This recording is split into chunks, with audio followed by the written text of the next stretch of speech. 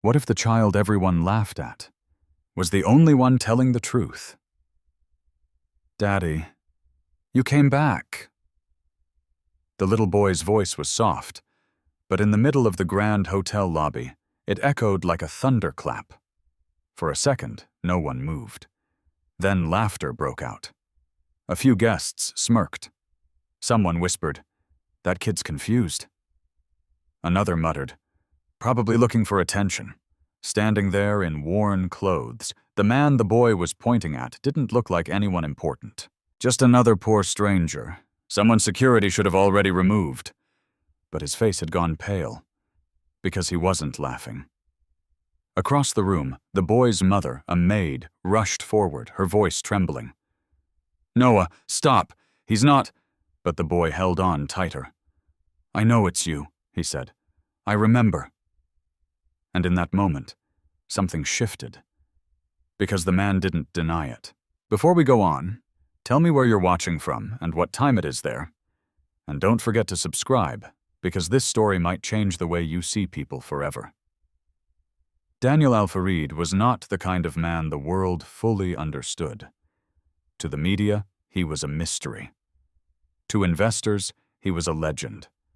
And to those who worked under him, he was a force no one dared to underestimate. Born into a powerful Middle Eastern family, Daniel had inherited more than just wealth. He had inherited expectation. His father had built a business empire that stretched across continents, from energy and real estate to international hospitality. But Daniel had never been satisfied with simply maintaining what was already there. He wanted more. Not just growth, control, vision, legacy. By the time he was in his early 30s, Daniel had transformed the family empire into something far greater. He expanded aggressively into the United States, acquiring luxury hotels, high-end properties, and influential stakes in major corporations. Within a decade, his name became synonymous with power in global business circles. But there was one thing he never allowed himself to become: detached. Because Daniel had seen what happened to men who lived too far above reality. They lost judgment. They trusted the wrong people. And eventually, they fell. That was why, despite his immense wealth, Daniel developed a habit that shocked even his closest advisors. He would disappear. Not publicly. Not dramatically. Quietly. He would leave behind his tailored suits, his private jets, and the endless layers of security that followed him everywhere, and step into the world as someone no one would ever recognize. No name, no status, no protection. Just another man, walking through life without privilege. To his board of directors, it was reckless. To his legal team, it was unacceptable. But to Daniel, it was necessary. Because it was the only way he could see the truth. On this particular morning, that truth brought him to New York City. More specifically, to one of the most prestigious hotels in Manhattan. His hotel, the Al-Farid Grand, a place known for its elegance, exclusivity, and flawless service. Politicians stayed there. Celebrities hosted events there. Billion-dollar deals were signed within its walls. And today, its owner was about to walk through its doors unnoticed. Daniel stood across the street for a moment, watching the steady flow of guests entering the building. Luxury cars pulled up to the entrance. Uniformed staff greeted arrivals with polite smiles. Everything looked perfect from the outside. It always did. But Daniel knew better. Perfection was often just a surface. What mattered was what happened underneath. Slowly, he adjusted the worn sleeve of his jacket. The fabric was slightly faded, the edges frayed just enough to suggest hardship without looking staged. His shoes were old, his appearance deliberately unremarkable. No one would look at him twice. That was the point. Taking a quiet breath, Daniel crossed the street and stepped toward the entrance. The moment he approached the glass doors, one of the doormen hesitated. It was subtle, a fraction of a second, but Daniel noticed it immediately. The man's hand, which had been reaching to open the door, slowed just enough to signal doubt. Judgment. Then, with a polite but distant expression, the doorman opened the door anyway. "Good morning," he said, though the warmth in his voice didn't quite reach his eyes. Daniel gave a slight nod and walked inside. The contrast was immediate. The marble floors gleamed under the soft glow of chandeliers. The air smelled faintly of expensive perfume and polished wood. Conversations floated through the lobby in quiet, refined tones. Everything was exactly as it should be, except for one thing: him. As Daniel moved further into the lobby, he could feel the shift in attention. A few guests glanced at him, their expressions tightening ever so slightly before they looked away. Staff members noticed him too, but not in the way they noticed important guests. They noticed him like a problem waiting to happen, like someone who didn't belong. Daniel walked past the reception desk without speaking, his eyes calmly observing every detail: the smiles given to wealthy guests, the impatience shown to those who seemed less important, the subtle hierarchy that existed beneath the polished surface. It was all there, clear as day, and no one realized they were being watched. He moved toward a seating area, only to notice how quickly a staff member stepped in front of him. "I'm sorry, sir," the employee said, her tone polite but firm. "This area is reserved for guests." Daniel paused. "I understand," he replied simply. No argument, no resistance, just quiet acceptance. He turned away and walked toward a less noticeable corner of the lobby, where a single chair sat near a tall window overlooking the street. From there, he sat down slowly, resting his hands together as his gaze drifted across the room. This was where the truth revealed itself. Not in boardrooms, not in reports, but in moments like these, in how people treated someone they believed had nothing. Daniel leaned back slightly, his expression unreadable, because this was what he had come for. Not comfort, not respect, but honesty.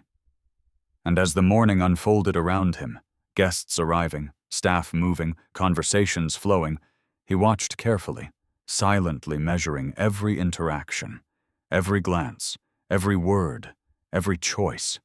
What he didn't expect was that before the day was over, someone in this very room would look at him, not with judgment, not with indifference, but with recognition. And that recognition would change everything. The morning continued as if nothing unusual had happened. Guests came and went through the revolving doors. Suitcases rolled smoothly across the polished marble floors. Soft music played somewhere in the background, barely noticeable beneath the quiet hum of conversations. From his seat near the window, Daniel Al-Farid watched it all with the same calm, unreadable expression. To everyone else, he was invisible. Just another man sitting alone, someone who didn't belong. And that was exactly what he wanted. A young couple walked past him, laughing softly. The woman glanced in his direction for a brief moment before leaning closer to her partner. "He shouldn't be sitting there," she whispered, not quietly enough. The man shrugged. "Not our problem." Daniel didn't react. He never did. Moments like this were not new to him. In fact, they were the reason he came here in the first place, to see what people were like when they believed no one important was watching, to see the truth. Across the lobby, Emma Carter continued her work, moving between tables and guests with steady focus. She carried herself with quiet efficiency, never rushing, never complaining. Each movement was deliberate, practiced. But there was something else about her, something Daniel couldn't quite define. Kindness, perhaps, or strength, or maybe both. A few minutes later, Emma returned with a small glass of water in her hand. She approached Daniel carefully, placing it on the small table beside him. "Here you go," she said gently. Daniel looked up. "Thank you." "You're welcome," she replied with a small, genuine smile. There was no hesitation in her voice, no judgment in her eyes, just simple decency. For a brief second, neither of them spoke. Then Emma gave a polite nod and turned to leave. But before she could take more than a few steps, a sharp voice cut through the air. "Hey! Excuse me!" The tone was impatient, demanding. Emma stopped immediately and turned around. A well-dressed man stood near one of the central tables, his expression irritated. A cup of coffee had spilled across the surface, dripping onto the floor. "I've been sitting here for 5 minutes," he said, his voice rising slightly. "Does anyone in this place actually do their job?" "I'm sorry, sir," Emma replied quickly, walking over. "I'll take care of that right away." The man scoffed. "You should have taken care of it already." Emma didn't argue. She simply began cleaning the mess, her movements calm and precise. Daniel watched the interaction closely. Again, it wasn't the rudeness that caught his attention. That was expected. It was the way Emma handled it.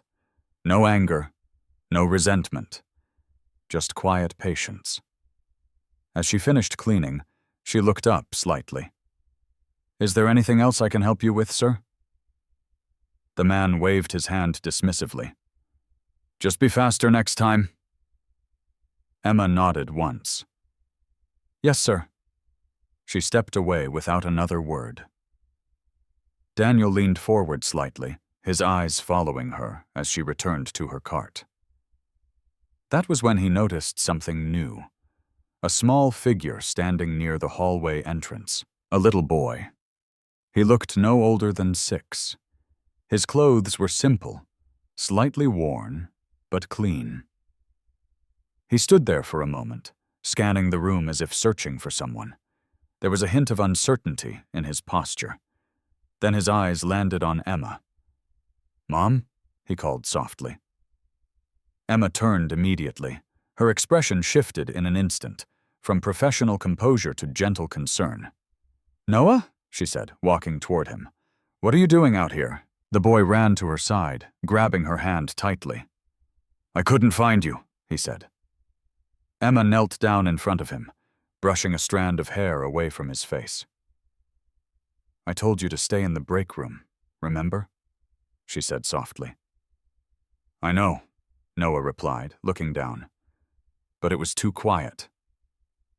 Emma sighed quietly, though there was no real frustration in it.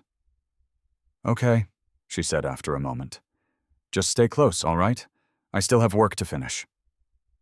Noah nodded. "I will." Emma stood up, guiding him gently toward a nearby corner where he could sit safely. She spoke to him in a low voice, giving him quiet instructions before returning to her duties. But Noah didn't sit. Not right away. Instead, he turned his head. Slowly, deliberately, and looked directly at Daniel. The moment their eyes met, something shifted. Daniel felt it instantly, a strange, almost unsettling sensation. The boy wasn't just looking at him, he was studying him, as if trying to understand something, or remember something. Daniel straightened slightly in his chair. There was something about the way the boy looked at him that felt familiar. But that didn't make sense. He had never seen this child before. Had he? Noah took a small step forward, then another, his gaze never leaving Daniel's face. Emma noticed the movement and turned back quickly. "Noah," she called gently. "Stay over there, okay?" But the boy didn't respond. It was as if he hadn't even heard her. He kept walking. until he was standing just a few feet away from Daniel. Up close, his expression became even clearer. Not fear, not curiosity. Something deeper. Something Daniel couldn't quite name. The boy tilted his head slightly. "You," he said softly. Daniel's breath slowed. For reasons he couldn't explain, he felt a sudden tension in his chest. "Yes?" he asked quietly. Noah hesitated, his small brows furrowed, as if he was trying to piece together a memory that refused to fully form. Then he took another step closer. "You look," the boy murmured. Emma moved quickly now, her voice more urgent. "Noah, come here," she said, reaching for him. But the boy didn't move. His eyes remained locked on Daniel. And in that moment, the entire world seemed to narrow down to just the two of them. "You look like," Noah whispered. Daniel leaned forward slightly. A strange feeling, half anticipation, half unease, settled over him. Like something important was about to happen. Something that would change everything. But what could a child possibly say that would make him feel this way? "You look like," Noah whispered again, his voice barely louder than the hum of the lobby. Daniel felt the words settle in the air between them, unfinished but heavy with something he couldn't explain. "Like who?" Daniel asked quietly. Noah's brows furrowed, as if he were trying to reach into a memory just out of his grasp. His small hand lifted slightly, as though he wanted to point, but hesitated. Before he could answer, Emma stepped in. "Noah," she said firmly this time, placing a gentle but urgent hand on his shoulder. "Come on. You're bothering the guest." "I'm not bothering him," Noah replied softly, still staring at Daniel. Emma forced a small smile toward Daniel, though there was tension behind it. "I'm sorry," she said. "He's just curious." Daniel studied her face for a moment. Curious. That wasn't what this felt like. "It's all right," Daniel said. "He's not bothering me." Emma nodded, though she clearly didn't feel reassured. "Still," she said quietly, guiding Noah back a step, "he needs to stay out of the way." Noah resisted slightly, his gaze never leaving Daniel. "You look like someone I know," he insisted. Emma's grip tightened just a fraction. "Noah," she warned gently. Daniel leaned back slowly in his chair, his eyes still on the boy. "And who would that be?" he asked. Noah opened his mouth. But the moment was shattered by a loud voice cutting through the room. "What is going on over here?" The tone was sharp, authoritative. A man in a tailored suit approached quickly, his expression already irritated. His name tag identified him as Mr. Whitman, one of the hotel's senior managers. He looked first at Noah, then at Emma, and finally at Daniel. His eyes lingered on Daniel just a second longer than necessary. Suspicion. Disapproval. "Emma," Whitman said, his voice low but edged with anger. "Why is your child out in the lobby?" Emma straightened immediately. "I'm sorry, sir," she said. "I just stepped away for a moment and—" "That's not acceptable," Whitman interrupted. "You know the rules.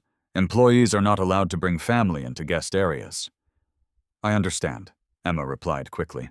"It won't happen again." Whitman's gaze shifted toward Daniel again, his expression tightening. "And who is this?" There was a subtle emphasis on the word "this."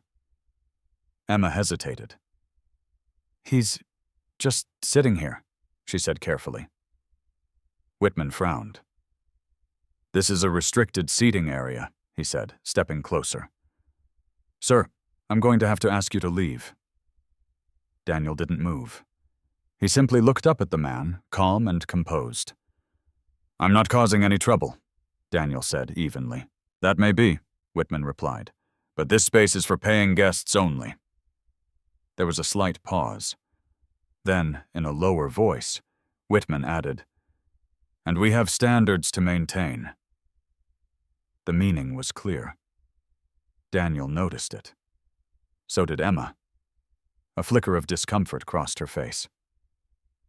Sir, she said quickly, stepping forward. He's not doing anything wrong. There's no need. Emma, Whitman snapped, his patience thinning. I didn't ask for your opinion. The words landed harder than they should have. A few nearby guests turned their heads, sensing the tension. Emma lowered her gaze slightly. Yes, sir. Whitman turned back to Daniel. I'm going to ask you one more time, he said, his tone firm. Please leave the premises. For a moment, the room seemed to hold its breath. Daniel remained seated. His expression didn't change. But something in his eyes did. A quiet shift. A subtle hardening. Still, he didn't reveal anything. Not yet. Instead, he reached for the glass of water Emma had brought him, taking a slow sip before setting it back down. I'll leave when I'm ready, he said calmly. Whitman's jaw tightened.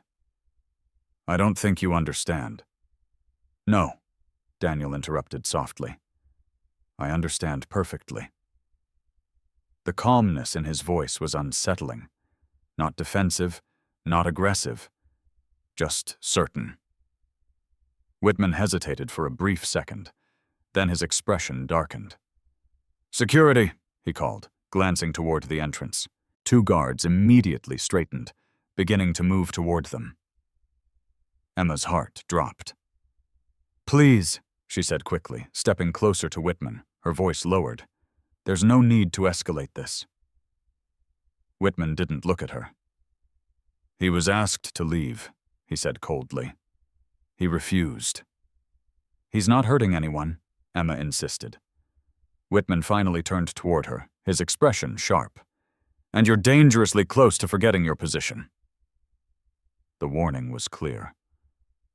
Emma froze. Behind her, Noah stepped forward again. Don't talk to my mom like that, he said suddenly. His voice was small, but firm.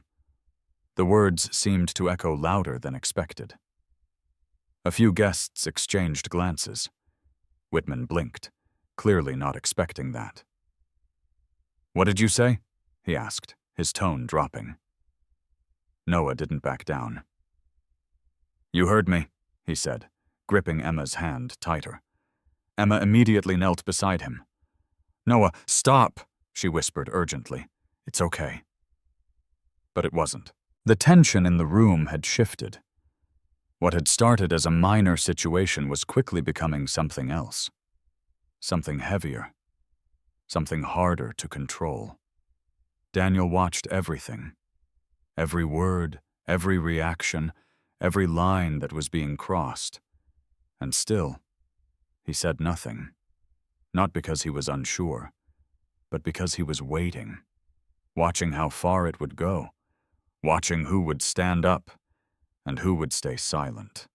Whitman straightened his jacket, his patience clearly gone. That's enough, he said sharply. Emma, take your child and go to the back, now. Emma hesitated. Yes, sir, she said finally, her voice quiet. She reached for Noah, trying to guide him away, but Noah resisted again. His eyes moved, back to Daniel. Still searching. Still certain. As if something inside him refused to let go. And Daniel felt it again.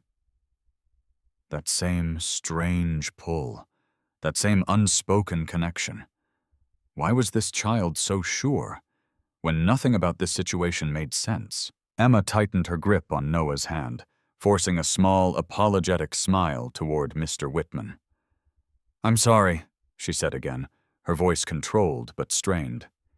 It won't happen again. Whitman didn't return the smile. It already happened, he replied coldly. That's the problem.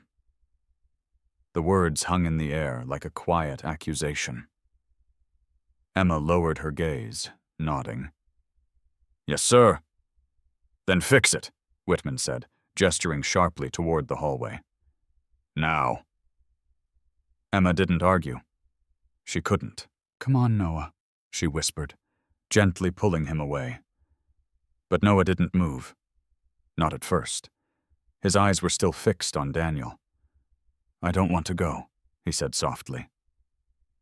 Emma's heart tightened. We have to, she murmured. Please. Noah hesitated, then finally allowed himself to be led away. But even as he walked, he kept glancing back over his shoulder, toward Daniel, toward the man he couldn't stop staring at. Daniel watched them disappear down the hallway, his expression unreadable.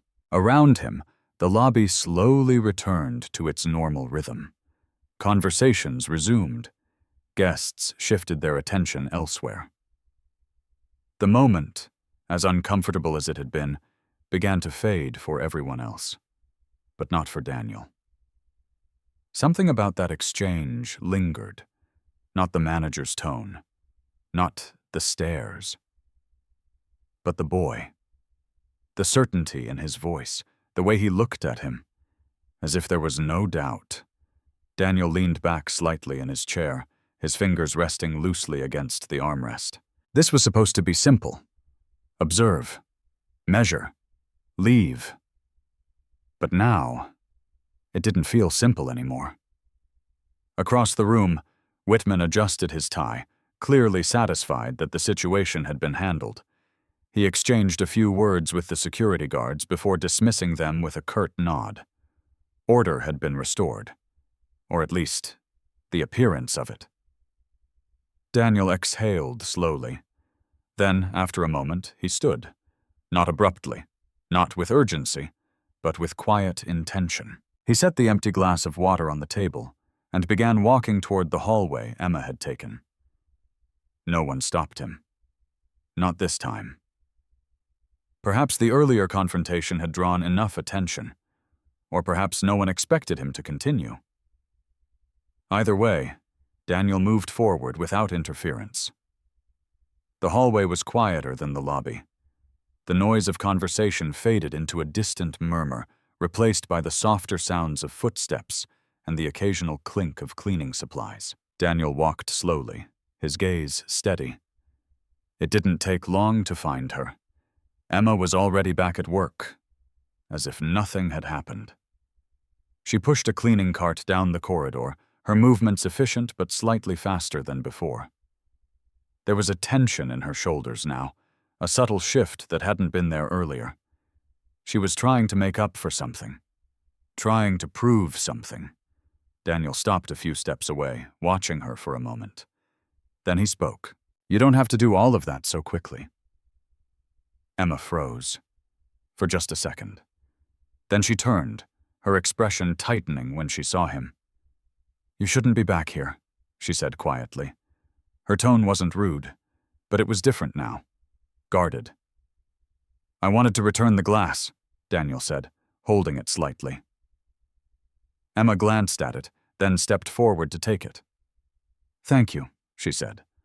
But you really need to go back to the lobby. If Mr. Whitman sees you, he already has, Daniel replied. Emma's lips pressed together. Then you know how this works, she said softly. They don't want you here. Daniel tilted his head slightly. And what do you want? He asked. The question caught her off guard. Emma hesitated. Then she looked down briefly before answering. It's not about what I want, she said. It's about keeping my job. There was no bitterness in her voice, just honesty. Daniel studied her for a moment. You defended me, he said. Emma gave a small, almost tired smile. You were being treated unfairly, she replied. And that cost you, Daniel said. Emma shook her head slightly. No, she said. That's just how things are. There was a pause. A quiet moment where neither of them spoke. Then, from further down the hallway, a group of employees passed by, their voices low, but not low enough. Did you see that earlier? One of them whispered. The kid? another replied. Yeah, embarrassing. Like mother, like son, a third voice added with a small laugh. Doesn't know where he belongs. Emma stiffened. The words were quiet, but they landed. Daniel noticed it immediately, the way her shoulders tensed, the way her hand tightened around the edge of the cart. She didn't turn around. She didn't respond. She just kept working. As if she hadn't heard. But she had. And so had Noah. The boy stood a few feet away, near a small bench against the wall. His head was lowered slightly, his hands clenched at his sides. Daniel looked at him, then back at Emma. They shouldn't talk like that, Daniel said quietly. Emma exhaled slowly. They can talk however they want, she replied. I can't control that. And you're okay with it? Daniel asked. Emma met his gaze this time. Her eyes were calm, but there was something deeper behind them. I don't have the luxury of not being okay with it, she said. The words were simple, but they carried weight. Daniel didn't respond immediately, because he understood. More than she realized. From the end of the hallway, Whitman's voice echoed again. Emma! She straightened instantly. Yes, sir, she called back. Whitman appeared moments later, his expression sharp. I need you in the service area, he said. Now. Emma nodded. I'll be right there. Whitman's eyes shifted briefly to Daniel, his disapproval obvious.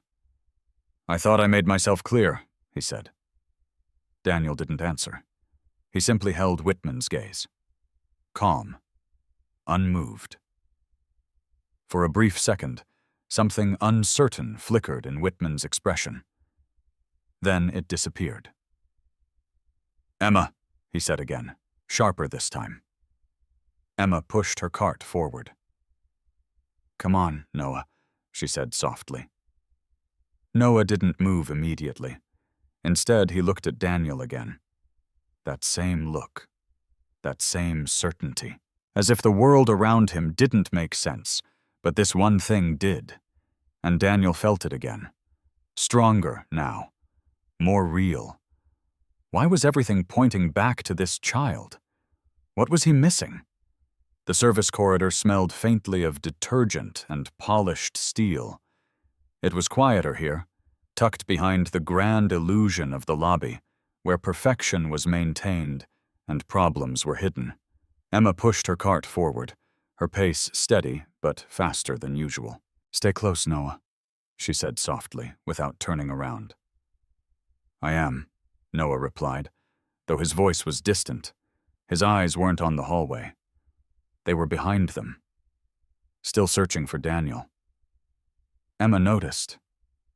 Of course she did. She stopped, slowly turned, and knelt down in front of him again. Noah, she said gently, brushing her hand against his cheek. You have to stop doing that. Doing what? He asked. Staring at people like that, she replied. Especially strangers. He's not a stranger, Noah said quietly. Emma froze. For just a second. What do you mean? She asked, keeping her voice calm.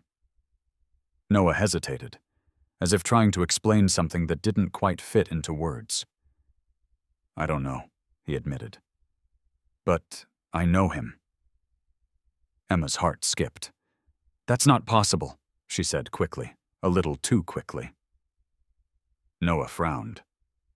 Yes, it is. Emma shook her head, standing up. No, she said more firmly. It's not. But even as she said it, something inside her didn't feel certain. She turned away, pushing the cart again. Come on, she said. We have work to do. Noah followed, but slowly, reluctantly, because something inside him was pulling in the opposite direction. Back in the corridor near the service elevator, Daniel stood still.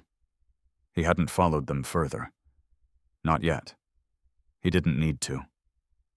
Because the moment had already begun unfolding. He could feel it. That same strange tension lingering in his chest. It didn't make sense. And that bothered him. Daniel Al-Farid wasn't a man who ignored things that didn't make sense.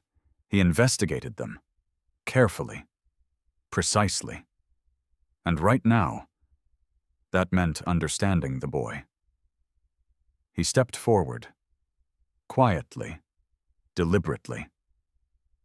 Emma had just reached a supply station when she heard footsteps behind her. She turned, and her expression tightened immediately. "You really shouldn't be back here," she said, lowering her voice. Daniel stopped a few feet away. "I won't stay long," he replied calmly. Emma glanced down the corridor, making sure no one else was watching. "If Mr. Whitman sees you, he won't," Daniel said. There was something about the way he said it. Certain. Unshaken. Emma noticed it, but she didn't question it. Not now. Instead, she sighed quietly. "Just don't cause trouble," she said. "I'm not here for trouble," Daniel replied. He shifted his gaze toward Noah. The boy was already looking at him, waiting, as if he had known Daniel would come. "Can I talk to him?" Daniel asked. Emma hesitated. Everything about this situation felt wrong. Strange. Uncomfortable. And yet, she couldn't find a reason to say no. "Just for a minute," she said finally. Daniel nodded. Then he crouched slightly, lowering himself to Noah's level. For a moment, neither of them spoke. They simply looked at each other. And in that silence, something passed between them. Unspoken. Unexplainable. "You said I look like someone you know," Daniel said quietly. Noah nodded. "I remember you," he said. Daniel's expression didn't change. But inside, something shifted. "From where?" he asked. Noah tilted his head slightly, thinking. "I don't know," he admitted. "But I remember." Daniel leaned a little closer. "What do you remember?" he asked. Noah's eyes softened. And then, he said something that made Daniel's breath stop. "You used to carry me," Noah said softly. Emma's hand froze against the edge of the cart. Daniel didn't move. "What?" he asked, his voice barely audible. Noah nodded, more certain now. "Yeah," he said. "You held me like this." He lifted his small arms slightly, mimicking the motion. Daniel felt a sudden tightness in his chest. "That's not possible," Emma said quickly, stepping forward. "Noah, stop." But Noah shook his head. "It is," he insisted. "There was water." Daniel's eyes narrowed slightly. "Water?" he repeated. Noah nodded again. "Yeah," he said. "It was loud. Like waves." The world seemed to tilt, just slightly, just enough, because there was only one place that memory could come from, and only one time, years ago, before everything fell apart, before she disappeared, before he lost everything he thought he understood. A small harbor. Late afternoon. The sound of waves hitting the dock. And a woman laughing softly as he held something in his arms. No. Daniel pulled back slightly, his jaw tightening. That was impossible. It had to be. Because the child in that memory didn't exist.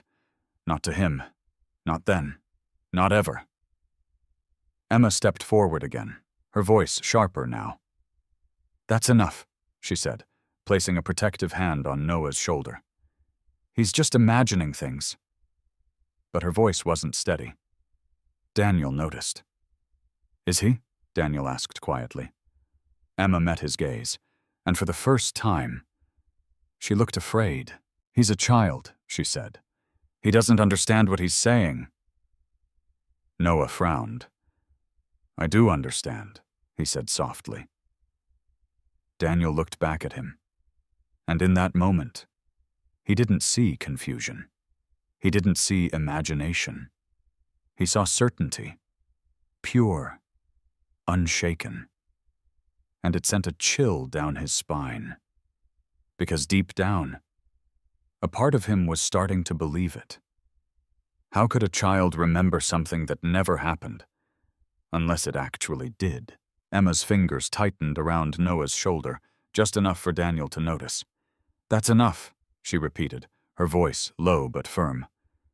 You're confusing him. I'm not confused, Noah said quietly. His eyes were still on Daniel, still searching, still certain. Daniel slowly straightened, rising to his full height. The corridor suddenly felt smaller, tighter, as if the air itself had shifted. No, Daniel said calmly. He's not confused. Emma looked up at him sharply.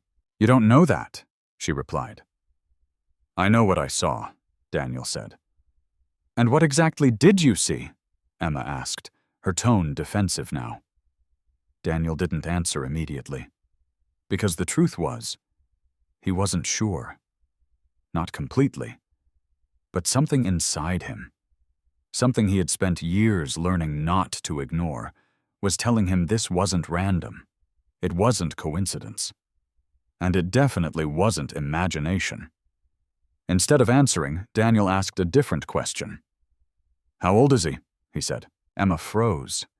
The question was simple, but it carried weight. 5, she replied after a moment. Almost 6. Daniel nodded slowly. 5. The number echoed in his mind, connecting to a timeline he hadn't thought about in years. A timeline he had buried. For a brief second, his expression flickered. Emma saw it, and her stomach tightened. Why does that matter? She asked cautiously. Daniel didn't look at her. Not yet.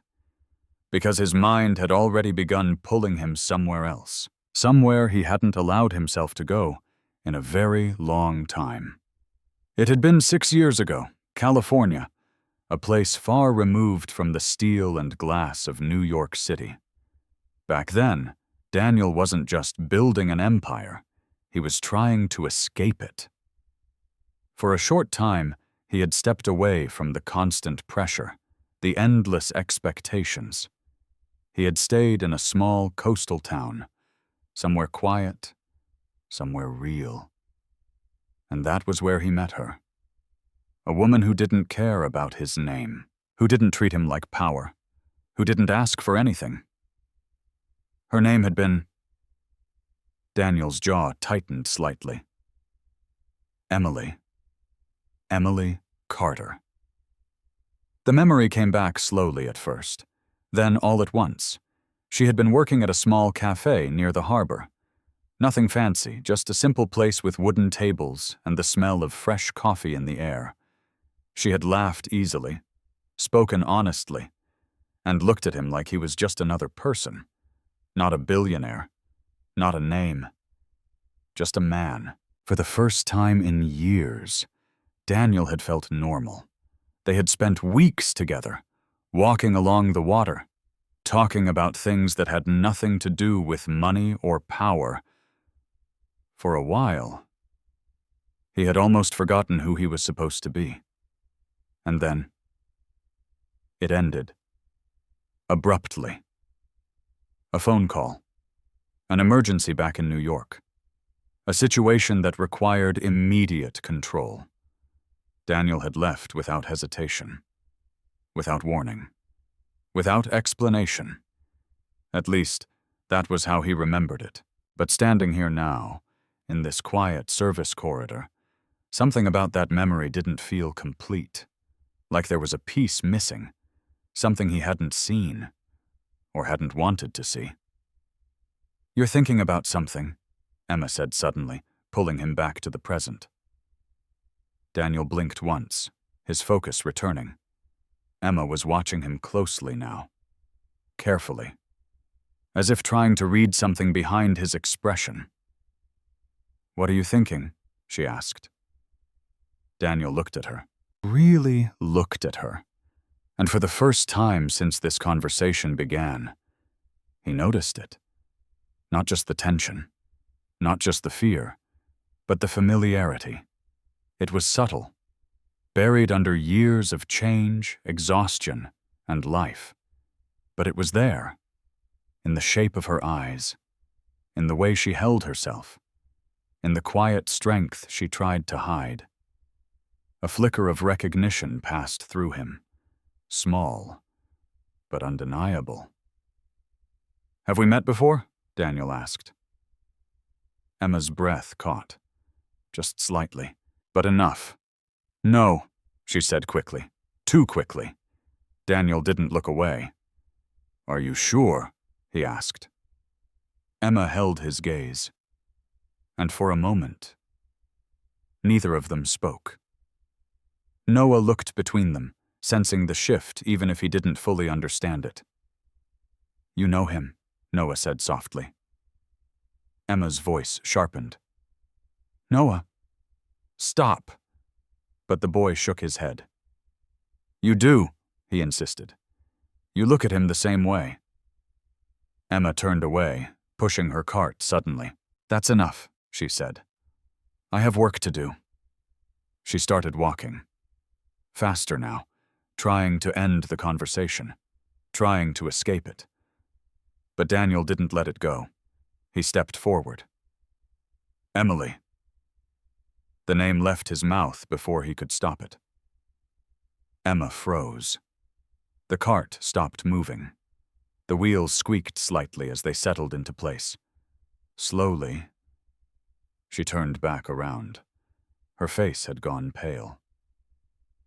"You're mistaken," she said, her voice quiet. Daniel took another step closer. "No," he said. "I don't think I am." Emma's hands trembled slightly, just enough for him to see, just enough for her to feel it. Years of distance, years of silence, years of unanswered questions, all crashing into this one moment. "I said you're mistaken," she repeated, more firmly this time. But her voice didn't hold. Not completely. Daniel stopped just a few feet away from her, close enough to see every detail, close enough to recognize what he had missed before. And suddenly, everything felt too connected, too aligned, too impossible to ignore. If she really was Emily, if this child was 5, if those memories Noah described were real, then there was only one question left.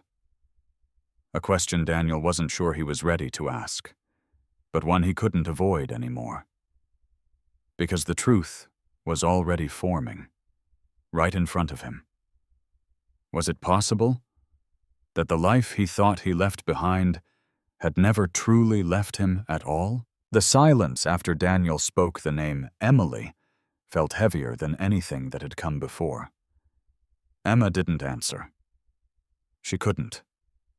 Because the moment that name left his lips, everything she had tried to keep buried began to rise back to the surface. Her fingers tightened around the handle of the cart. "You're mistaken," she said again, but this time her voice was quieter, thinner. Daniel didn't move. He didn't push. But he didn't step back either. Because he could see it now. The hesitation. The fear. The truth she was trying not to let him see. Before either of them could say anything else, footsteps echoed sharply down the corridor. "Emma!" Whitman's voice again. Closer this time. More impatient. Emma's eyes flicked toward the sound, relief and dread mixing in her expression. "I have to go," she said quickly, pushing the cart forward again. But Daniel stepped slightly to the side, not blocking her, but not fully letting the moment disappear either. "This isn't over," he said quietly. Emma didn't respond. She couldn't. She just walked. Faster now. Noah hesitated for a second, glancing back at Daniel one more time. Then he followed his mother, leaving Daniel alone in the corridor. But not alone with his thoughts, because now, those thoughts were louder than ever. Emma turned the corner into the main service area, her heart pounding harder than she wanted to admit. "You took your time," Whitman said coldly as she approached. "I was handling a situation in the corridor," Emma replied carefully. Whitman's eyes narrowed. "I saw the situation," he said, "and I saw who you were talking to." Emma stayed silent, because there was nothing safe she could say. Whitman stepped closer. "Do you have any idea how this looks?" he asked. "Entertaining people who don't belong here? Letting your child run through guest areas?" "I apologized," Emma said quietly. "That doesn't fix the problem," Whitman snapped. Around them, a few other employees pretended not to listen. But they were. They always were. Emma lowered her gaze slightly. "I'll make sure it doesn't happen again," she said. Whitman exhaled sharply, clearly unconvinced. "You'd better," he replied, "because I'm running out of patience." He turned to leave, then stopped. His eyes shifted past Emma, toward the corridor behind her. Daniel had stepped into view, not close enough to interrupt, but close enough to be seen. Whitman's expression changed instantly, not just irritation this time, something else, something sharper. Because now, he was looking more carefully, really looking. Daniel didn't react. He simply stood there, calm, unbothered, watching. Whitman's eyes narrowed slightly, then widened, just a fraction. So small that most people wouldn't notice. But Emma did. And Daniel certainly did. Recognition. It flashed across Whitman's face like a crack in a perfect surface. He knew, or at least, he suspected. Because Daniel Al-Farid wasn't just a name in reports. He was a man whose face appeared in private executive briefings, in high-level meetings, in internal documents that only certain managers ever saw. And Whitman was one of them. For a brief second, the world seemed to pause. Whitman's mind raced. What was he doing here? Why was he dressed like that? And more importantly, had he seen everything? Emma turned slightly, following Whitman's gaze. Her breath caught when she saw Daniel standing there. Not hiding, not leaving, just watching. Whitman quickly looked away, too quickly, his expression snapping back into place, controlled, professional, but not quite as confident as before. "Get back to work," he said sharply, though the edge in his voice had shifted. Emma nodded. "Yes, sir." Whitman turned and walked away, faster than usual, as if he needed distance, as if he needed time to think. Emma stood still for a moment, then slowly turned back toward Daniel.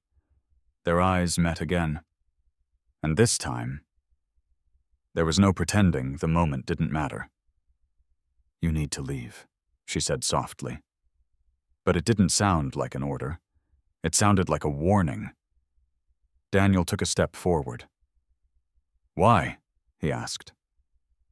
Emma hesitated. Because the answer wasn't simple anymore. "Because this place isn't safe for you," she said finally. Daniel's gaze didn't waver. "I don't think that's true," he replied. Emma shook her head. "You don't understand," she said. "No," Daniel said quietly. "I think I'm starting to." There was a pause. A long one. Noah stepped closer to Emma, holding on to her hand. "Mom," he whispered. Emma looked down at him. "It's okay," she said softly. But it wasn't. Not anymore. Because something had changed. Not just between her and Daniel, but around them. Whitman knew something. Daniel knew something. And whatever it was only a matter of time before everything came crashing together. Emma swallowed slowly, her voice barely above a whisper. "If you stay, things are going to get worse." Daniel studied her face. The fear was real, but so was something else, a connection, a past neither of them had fully escaped. "I think they already have," he said. Emma didn't respond, because deep down, she knew he was right, and somewhere in the hotel, just out of sight. Whitman stood in a quiet corner, his phone in his hand, staring at Daniel's reflection in the glass, trying to decide what to do. Because if he was right about who that man really was, then everything that had just happened was about to become a very serious problem. Was he going to expose the truth, or use it to his advantage? The hotel lobby had never felt so loud, or so quiet. Conversations overlapped, glasses clinked, footsteps echoed across marble floors, but beneath it all, there was a tension building. Subtle at first, almost invisible, until it wasn't. Emma stepped back into the lobby with Noah at her side, her posture straight, her expression carefully composed. From a distance, she looked exactly like she was supposed to. Professional, focused, invisible.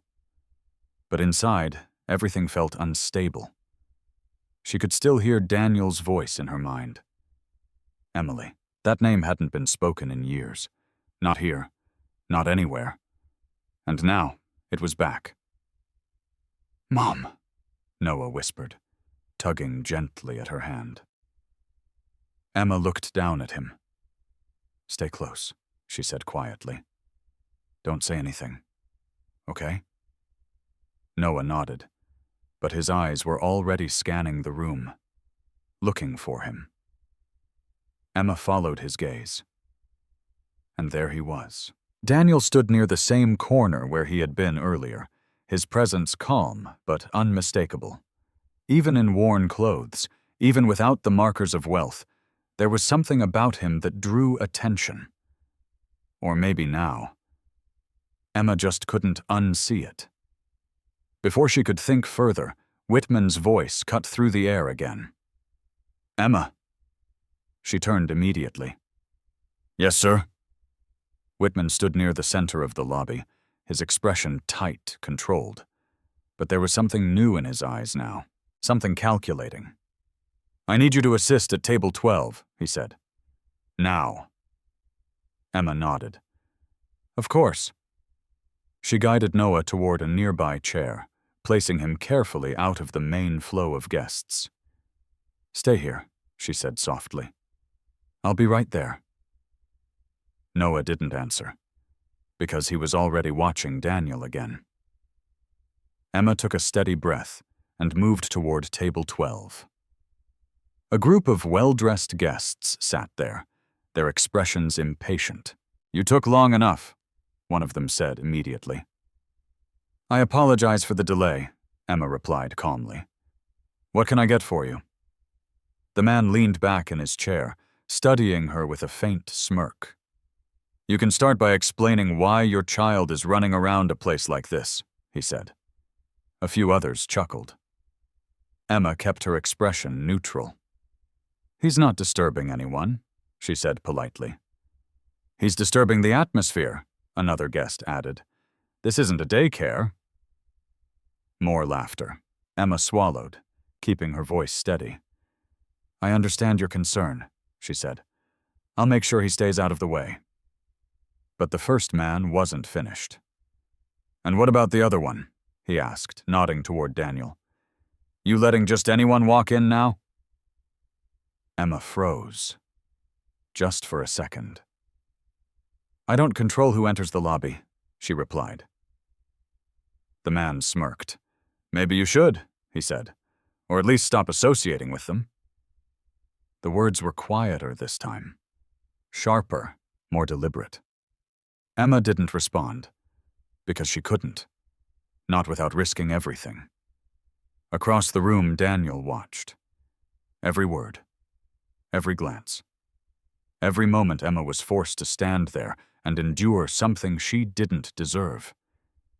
And still, he didn't move. Not yet, because he was waiting. Waiting to see how far it would go, how much they would reveal about themselves when they thought they were safe. Behind him, 2 security guards stood near the entrance, watching more closely now. Not because they recognized him, but because Whitman had given them a signal earlier. Keep an eye on him. Be ready. The tension thickened. And then, it happened. Noah slid off his chair. Emma didn't see it. Not immediately. She was still standing at the table, still answering questions, still pretending everything was under control. But Noah was already moving. Step by step, across the polished floor, toward Daniel. Guests noticed first. A few turned their heads, whispering quietly. Is that her kid again? Where is he going? Someone laughed softly, but Noah didn't stop. He walked straight up to Daniel, stood in front of him. And for a moment, everything slowed. Daniel looked down at him. Noah looked up. That same expression, that same certainty. And then, "Daddy!" The word fell into the room like a stone into still water. Silence. Absolute silence. Every conversation stopped. Every movement paused. The laughter died instantly. Emma's head snapped toward the sound. Her face drained of color. "Noah," she started, her voice breaking. But it was too late. The word had already been heard. By everyone. A guest at table 12 let out a short laugh. "You've got to be kidding," he said. Another shook his head. "Kids say anything these days." More laughter followed. Soft at first, then louder. Mocking. Disbelieving. Emma rushed forward, her heart pounding. "Noah, stop!" she whispered urgently, grabbing his arm. "He's not—" But Noah pulled slightly away. "I know it's you," he said, louder this time.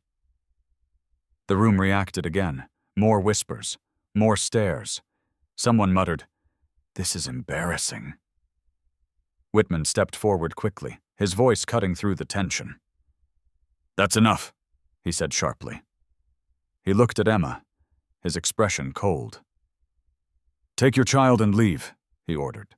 Emma's breath caught. "Sir, Now," Whitman snapped. The word echoed. Emma's hands trembled. "I'm sorry," she said quickly. "He didn't mean—" "I don't care what he meant," Whitman interrupted. "This is unacceptable." The guests were watching, waiting, judging. Emma felt the weight of every eye in the room, every whisper, every assumption. And behind all of it, Daniel stood still, silent, unmoving, his face unreadable. Because this was the moment. The line had been crossed. Emma swallowed hard, her voice barely steady.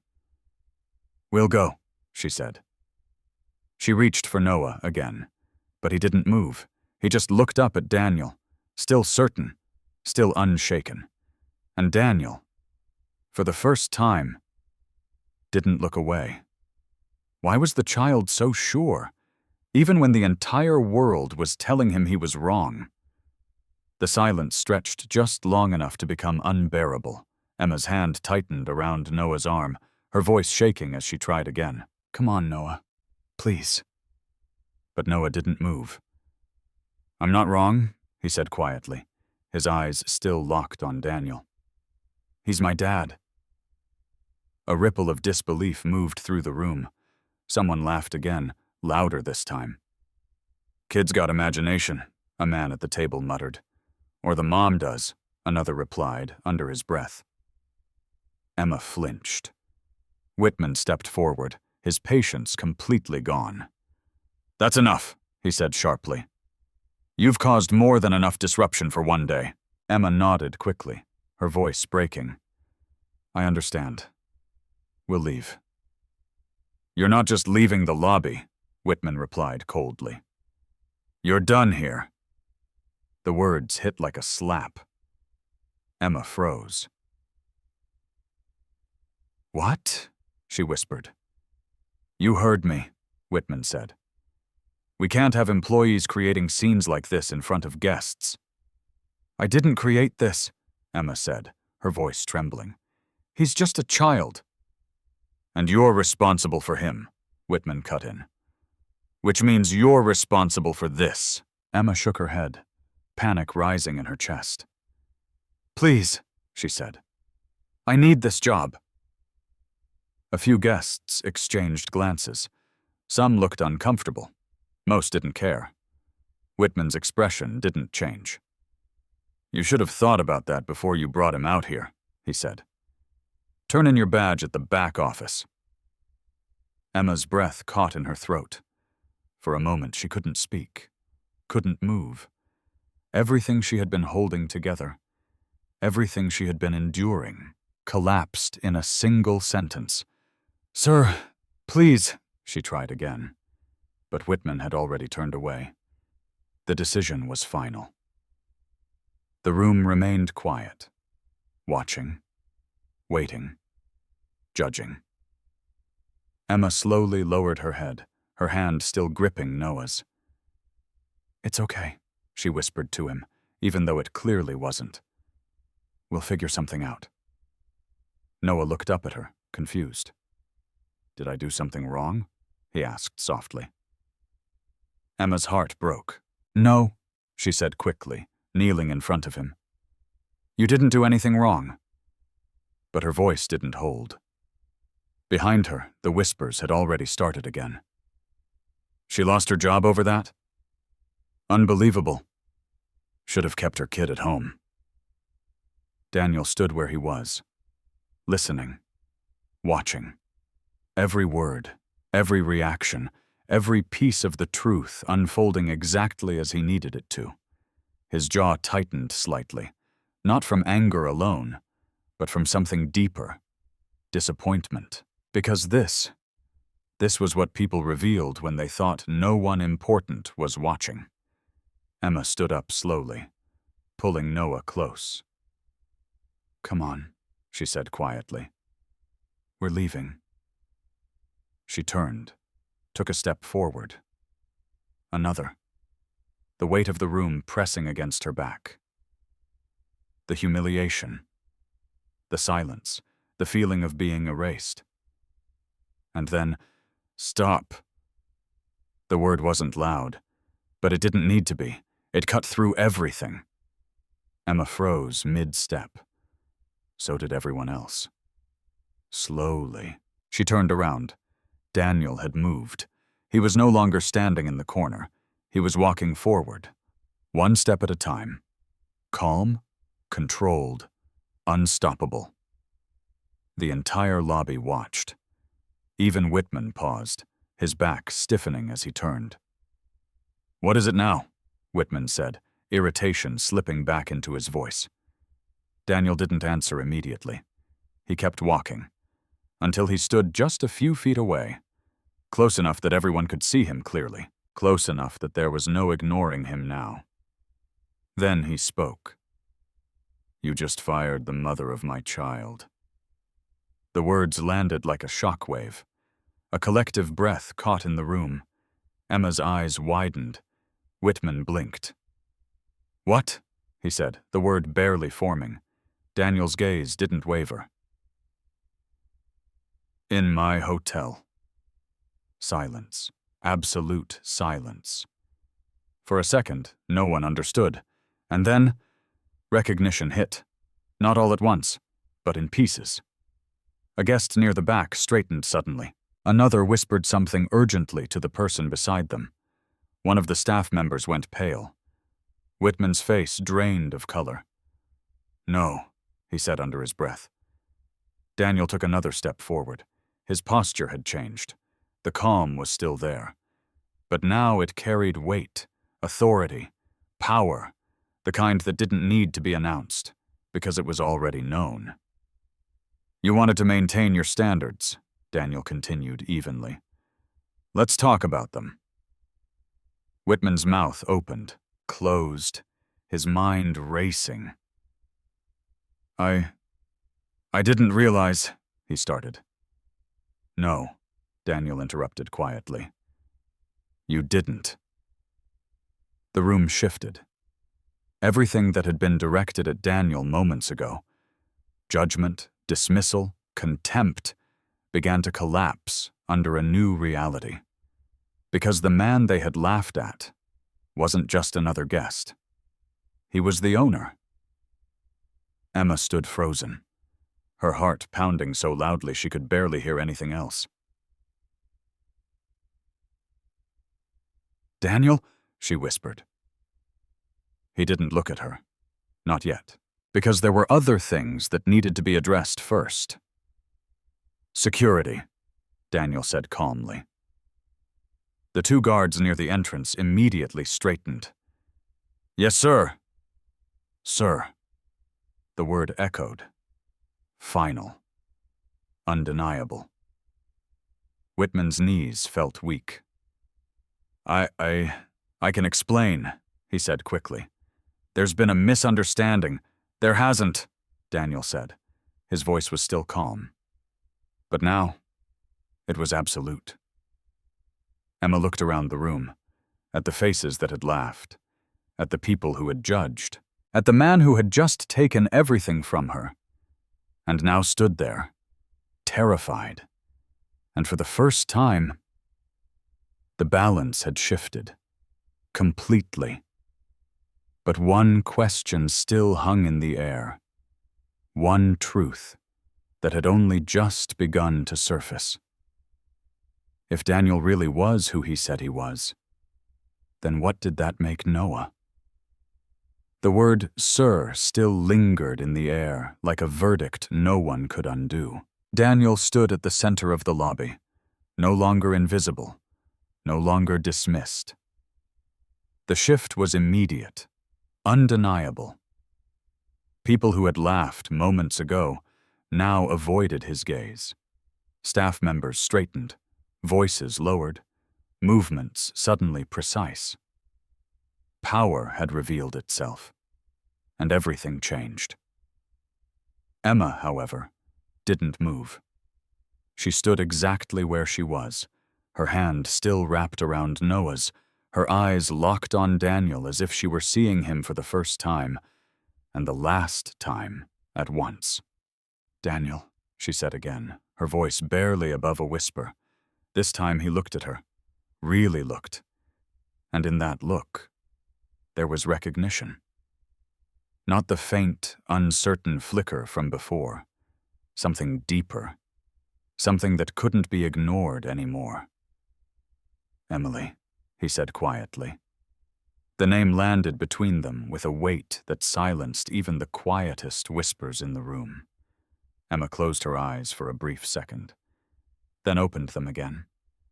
My name is Emma, she said, but the words felt weak, fragile. Daniel took a slow step closer. You can change your name, he said calmly. You can change your life, but you can't change who you are. Emma swallowed. Her grip on Noah tightened slightly. I don't know what you think you're doing, she said, her voice trembling despite her effort to stay composed. But you need to stop. Stop what? Daniel asked. This, she said, gesturing slightly between them. Bringing up things that don't matter anymore. Daniel's gaze hardened just a fraction. They matter, he said. No, Emma replied quickly. They don't. They do, if he's my son. The words cut through everything. The room fell silent again. Even the distant sounds of the hotel seemed to fade. Emma's breath caught. Noah looked up at her, confused. What does that mean? He asked softly. Emma couldn't answer. Not yet, because the truth she had spent years holding back was standing right in front of her, refusing to stay buried.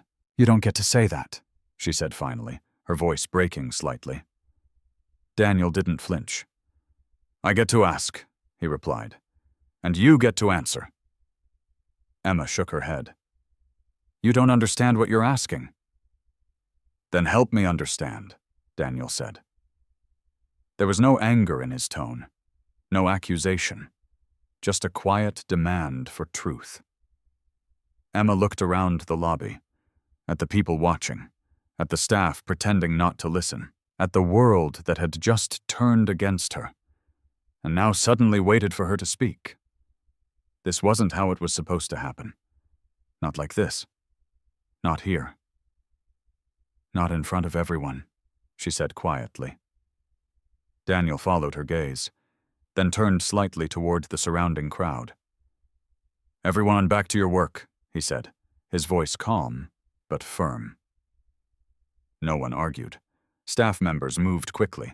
Guests turned away, though not without lingering curiosity. Within seconds, the space around them began to clear. Not completely, but enough. Enough for the truth to breathe. Daniel looked back at Emma. Talk, he said. Emma exhaled slowly, her shoulders lowering just slightly. For a moment, she didn't speak, as if choosing her words carefully or finding the strength to say them at all. You left, she said finally. The words were simple, but they carried years behind them. Daniel's expression tightened. I had to, he replied. You didn't tell me, Emma said. You didn't call. You didn't come back. I tried, Daniel started. No, she interrupted, her voice sharper now. You didn't. There was a pause, a heavy one, because this wasn't just about the present anymore. This was about everything that had been left unfinished. I was pregnant, Emma said. The words dropped like a stone. Daniel didn't move, didn't breathe. For a second, it felt like the world had tilted. What? He said, barely audible. Emma met his eyes. I found out a week after you left, she continued. I tried to reach you. Daniel's mind raced. That's impossible, he said. No one told me. I know, Emma said. Her voice softened, just slightly. Because someone made sure you wouldn't know. Daniel frowned. What do you mean? Emma hesitated, then answered. Your assistant, she said. The one you trusted. I called your office. I left messages. I even went to New York once. Daniel's expression darkened. And? He asked. Emma let out a small, bitter breath. And I was told you didn't want to see me, she said. That you had moved on, that I should do the same. Daniel's jaw tightened. That's not true, he said. I know that now, Emma replied. But back then, I didn't. Silence settled again. But this time, it wasn't empty. It was filled with realization, with regret, with everything that had gone wrong, without either of them truly knowing why. Noah looked between them, trying to understand. You knew him before? He asked Emma. Emma looked down at her son. Her expression softened instantly. Yes, she said quietly. Is he really my dad? Noah asked. Emma hesitated. Just for a second. Then she nodded. Yes. The word changed everything. Daniel felt it. Deep. Unavoidable. The truth he had been circling was no longer a question. It was real, standing right in front of him. His son, 5 years old, a life he never knew existed. A life taken from him, without his knowledge. And suddenly, everything made sense. The way Noah looked at him, the certainty in his voice, the memory by the water. It wasn't imagination. It was real. Daniel took a slow step forward, his voice quieter now, more fragile. "What's his name?" he asked. Emma looked at him, then at Noah. "Noah," she said. Daniel nodded slightly, as if committing it to memory, as if trying to understand how he had missed 5 years of it. And in that moment, there was only one question left, not about the past, not about what had been lost, but about what came next. What do you do when the life you thought you lost suddenly stands right in front of you? For a moment, no one moved. Not Daniel, not Emma, not even Noah. The truth had been spoken, and now it lingered in the air between them, heavy, undeniable, impossible to take back. Daniel looked at the boy again. Noah, his son. The word still felt unfamiliar, like something too important to accept all at once. 5 years. 5 years of birthdays he hadn't seen, first words he hadn't heard, moments he hadn't been there for. And yet, the boy had known him instantly, not with logic, not with proof, but with something deeper, something Daniel couldn't ignore anymore. Slowly, he took another step forward, then another, until he stood directly in front of Noah. The lobby had gone quiet again, not completely empty, but subdued enough that every small movement seemed amplified. Emma didn't stop him this time. She didn't know how, because part of her had been waiting for this moment, even if she never believed it would come. Daniel lowered himself carefully, crouching down to meet Noah at eye level. Up close, the resemblance was impossible to ignore. The shape of his eyes, the way he held his gaze without fear, even the slight tilt of his head when he was thinking. Daniel exhaled slowly. "What did you say earlier?" he asked softly. Noah didn't hesitate. "I said you're my dad." Daniel nodded. "And how do you know that?" Noah shrugged a little. "I just do," he said. It wasn't a complicated answer. It didn't need to be, because it was the truth. Daniel's throat tightened. For a man who had negotiated billion-dollar deals without hesitation, who had commanded entire industries with a single decision, this moment felt harder than anything he had ever faced. "Can I?" he started, then stopped. He wasn't used to asking permission. Not for anything. But this was different. "Can I hug you?" he asked finally. Emma's breath caught.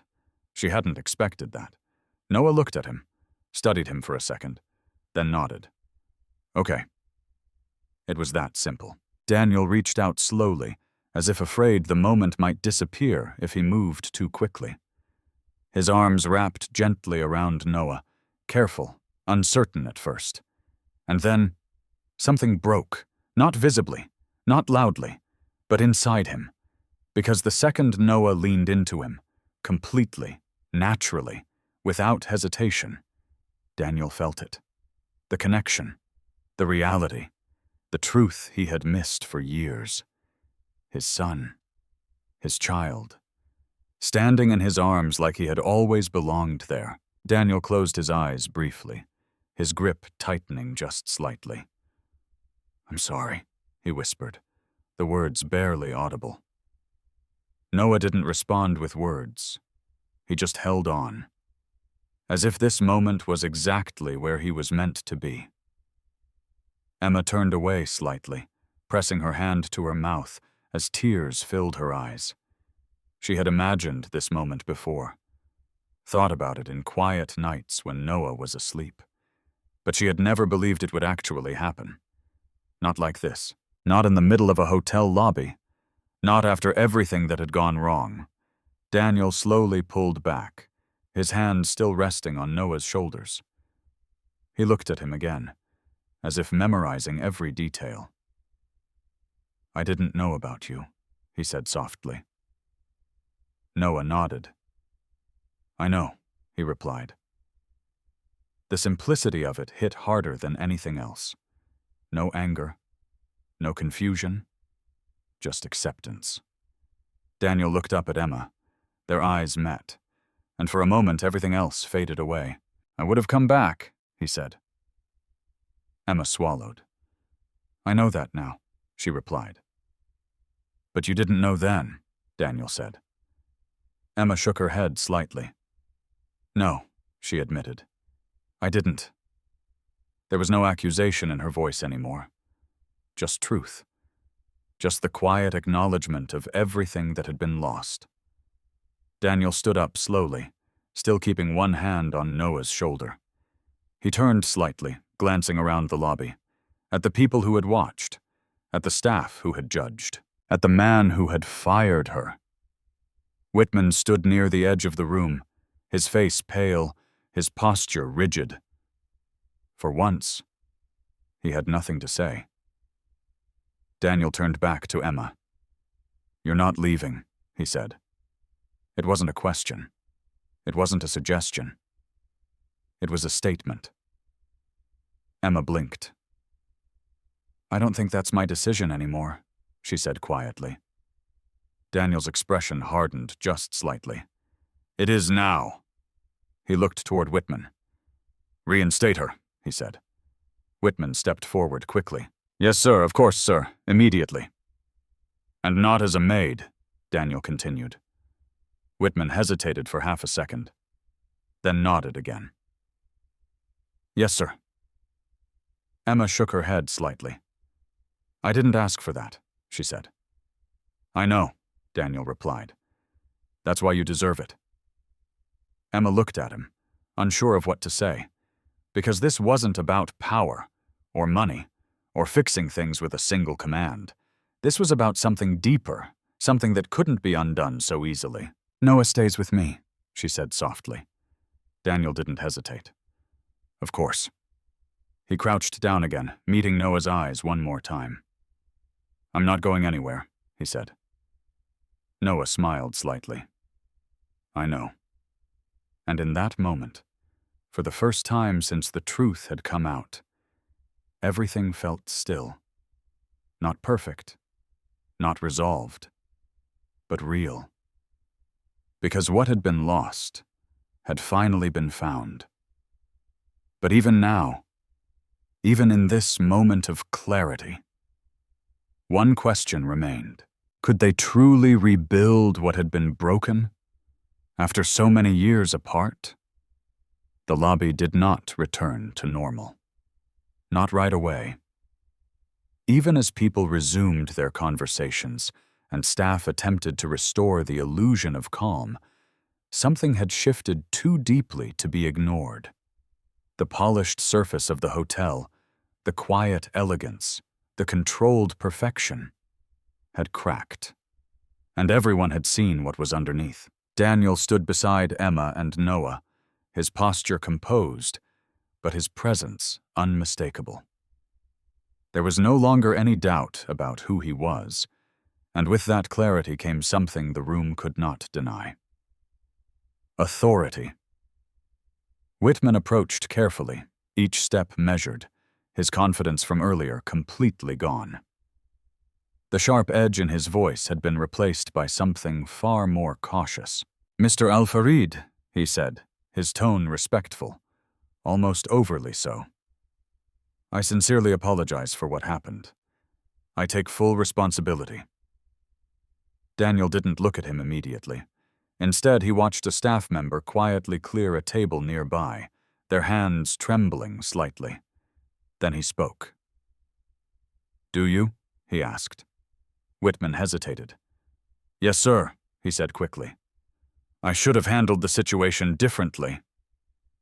Daniel turned his gaze toward him now. Differently, he repeated. Or fairly. Whitman's throat tightened. Fairly, sir, he corrected. Daniel nodded once, because that was the real issue. Not a mistake. Not a misunderstanding. A choice. A deliberate decision about who deserved respect and who didn't. Tell me, Daniel said calmly. Would you have spoken to her that way? If you knew who she was? Whitman didn't answer. Because there was no answer that wouldn't expose the truth. Daniel's voice remained steady. And what about him? He continued, gesturing slightly toward Noah. Would you have told my son to leave? Whitman lowered his gaze. No, sir. The admission hung in the air. Quiet. Unavoidable. Daniel let the silence stretch for a moment. Not out of cruelty, but because it needed to be felt. Then you didn't make a mistake, Daniel said finally. You revealed your standard. Whitman's face paled further. I understand, he said quickly. And I assure you, it won't happen again. Daniel studied him for a long moment. Then he spoke again. You're right, he said. It won't. Whitman blinked. Relief flickered across his face. Too soon. Because you're done here, Daniel added. The words landed with quiet finality. Whitman's breath caught. Sir, please, he started. Daniel raised a hand slightly. Not aggressively, just enough to stop him. This isn't about punishment, Daniel said. It's about accountability. Whitman stood frozen, his mind racing for something, anything to say. But there was nothing left. Because the decision had already been made. Security stepped forward quietly, not with force, but with clear direction. Whitman's shoulders sagged. And for the first time, he understood what it felt like to stand on the other side of power. Emma watched the entire exchange in silence, not with satisfaction, not with vengeance, but with something quieter, something more complicated, because while part of her felt the justice of it, another part couldn't ignore how quickly everything had changed, how easily respect had appeared once Daniel's identity was revealed. And that was harder to accept. Daniel turned back toward her. Are you all right? He asked. Emma nodded slowly. I will be, she said. It wasn't a perfect answer, but it was honest. Daniel glanced around the lobby again, at the staff who were now careful, attentive, respectful, at the guests who avoided eye contact, at the entire environment that had shifted within minutes. This place runs on perception, he said quietly. Emma followed his gaze. I've always known that, she replied. Daniel looked back at her. But you didn't let it change how you treated people, he said. Emma shrugged slightly. I didn't have the option to, she said. Daniel shook his head. You always have a choice, he replied. Emma met his eyes. Not when the choice is between doing what's right and losing everything, she said. There was no bitterness in her voice, just truth. Daniel didn't argue, because now he understood more than he had before. Noah tugged gently at Emma's hand. Mom, he said. She looked down. Yeah? Are we staying? He asked. Emma hesitated, then looked at Daniel. For a moment, neither of them spoke, because this wasn't just about a job anymore, or a place, or a moment. This was about what came next. Daniel crouched slightly, bringing himself to Noah's level again. That depends on you, he said gently. Noah tilted his head. On me? Daniel nodded. If you want to stay, he said, then we stay. Noah thought about it for a second, then smiled. Okay, he said. Simple, decided. Emma let out a small breath, somewhere between relief and uncertainty. Then we stay, she said quietly. But staying didn't mean everything was fixed. It didn't erase the past. It didn't undo the years apart. And it didn't answer the biggest question of all. Daniel stood up again, his expression thoughtful. Because even now, even with the truth out in the open, there was still something left unresolved. Something that couldn't be solved with authority or decisions. Something that required time. Trust. And something far more difficult to rebuild. Could they truly move forward when so much had already been lost? The hotel did not look the same to Emma anymore. It was still the same marble floors, the same golden chandeliers, the same carefully rehearsed smiles. But something beneath it had shifted. Not just for the staff, not just for the guests. For her. Because for the first time since she had walked through those doors years ago, she wasn't invisible. And yet, that didn't make things easier. If anything, it made them more complicated. The next morning, Emma stood in front of the mirror in her small apartment, staring at her reflection longer than usual. Her uniform was gone, folded neatly on the chair behind her. In its place was something new. Simple, professional, but different. A role she hadn't asked for, and wasn't entirely sure she wanted. Noah sat on the edge of the bed, swinging his legs gently. "Are we going back to the big building?" he asked. Emma glanced at him through the mirror. "Yes," she said softly. "Is he going to be there?" Noah asked. Emma paused. She didn't need to ask who he meant. "Yes," she said again.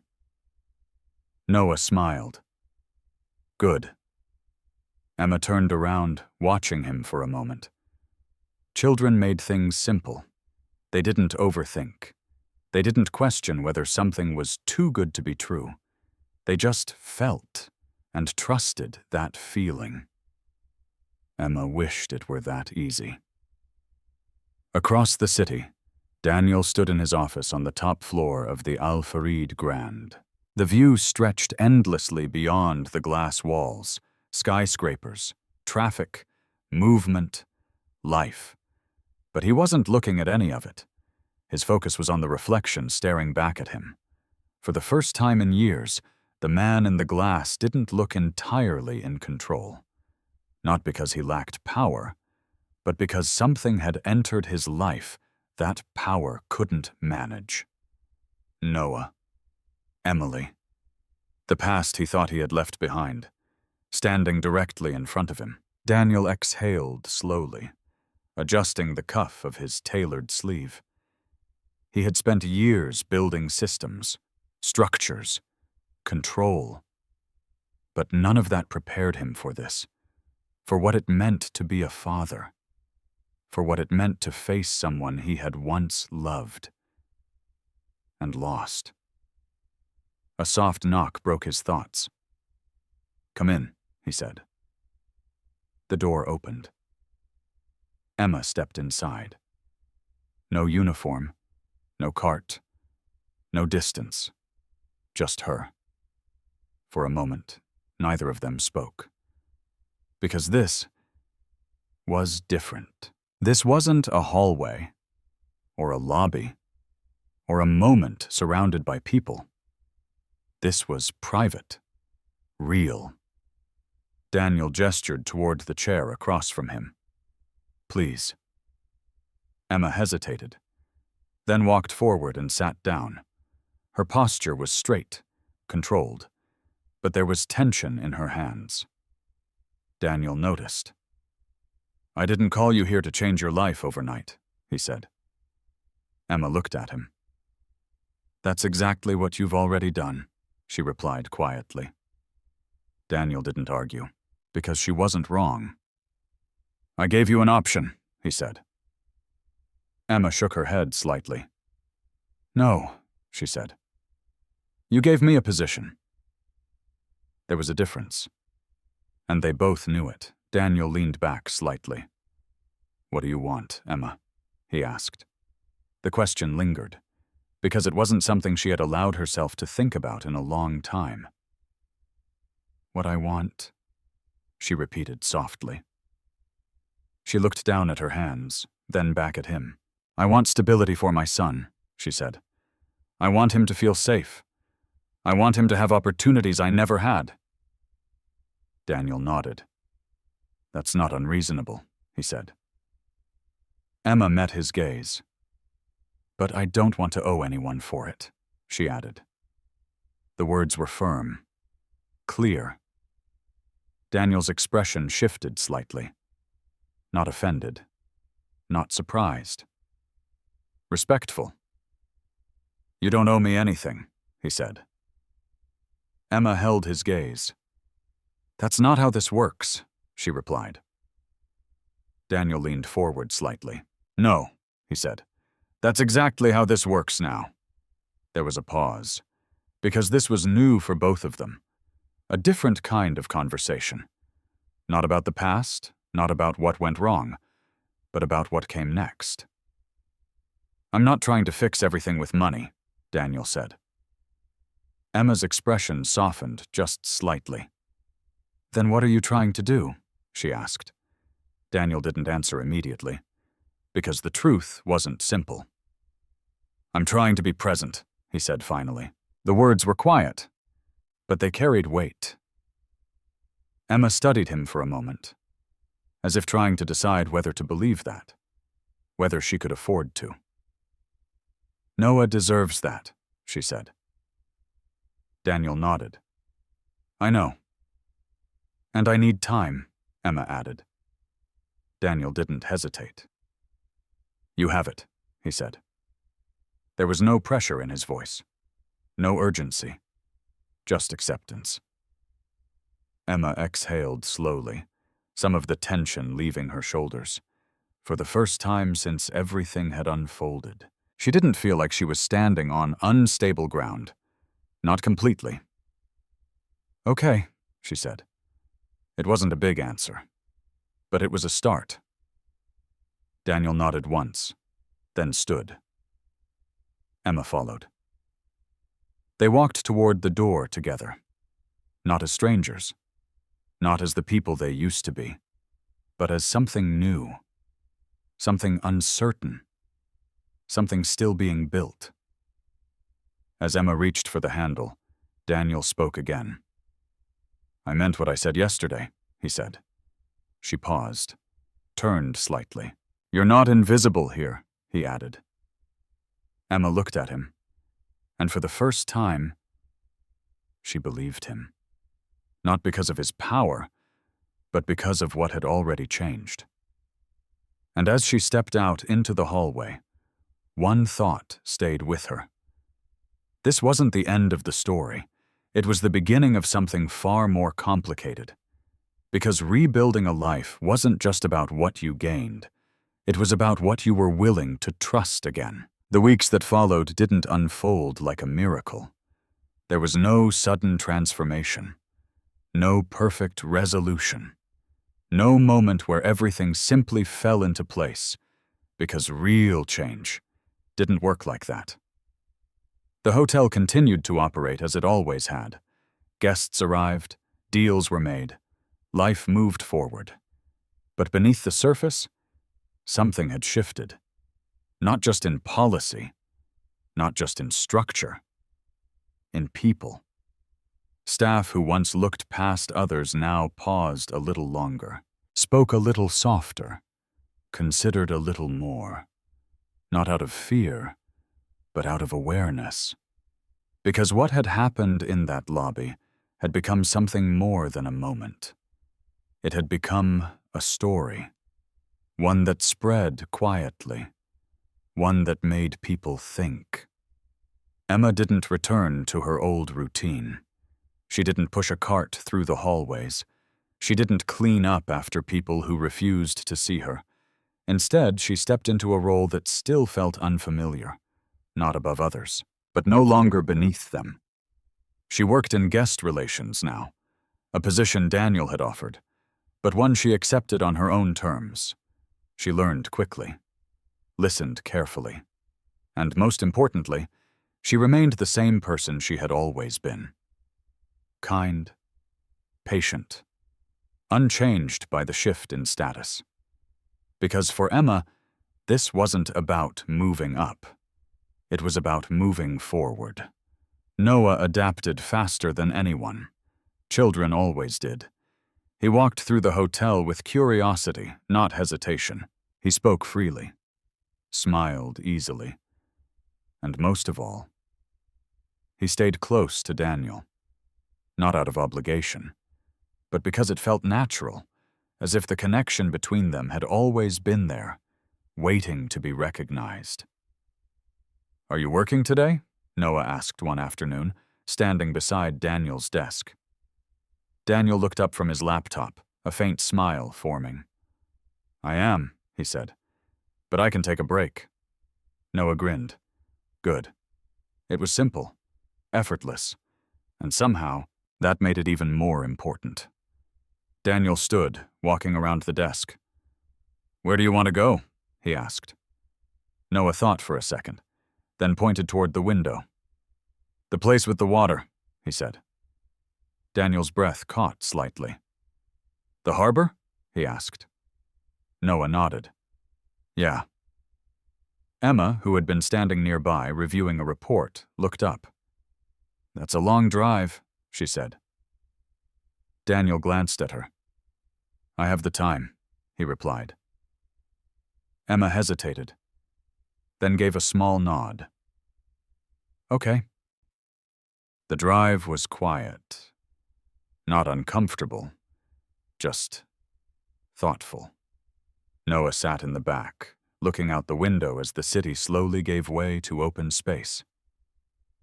Emma sat in the passenger seat, her hands resting in her lap. Daniel drove, focused, present. The kind of presence that didn't rely on words. When they finally arrived, the air felt different, cooler, cleaner. The sound of waves filled the space between them. For a moment, none of them spoke. Noah stepped out of the car first, his eyes lighting up as he ran toward the water. "This is it!" he called.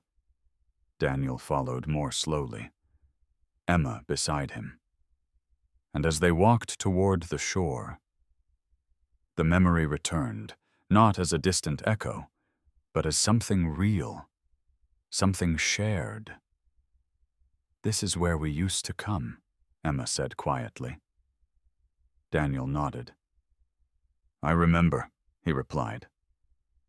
They stood side by side, watching Noah near the edge of the water.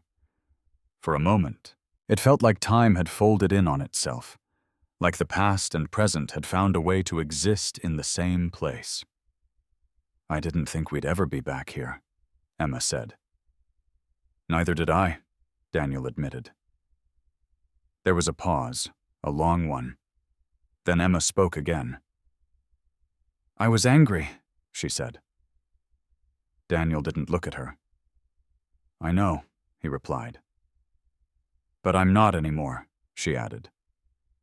That made him turn. "Why not?" he asked. Emma looked out at Noah. "Because he never was," she said. Daniel followed her gaze and understood. Children didn't hold on to resentment. They didn't measure time the same way.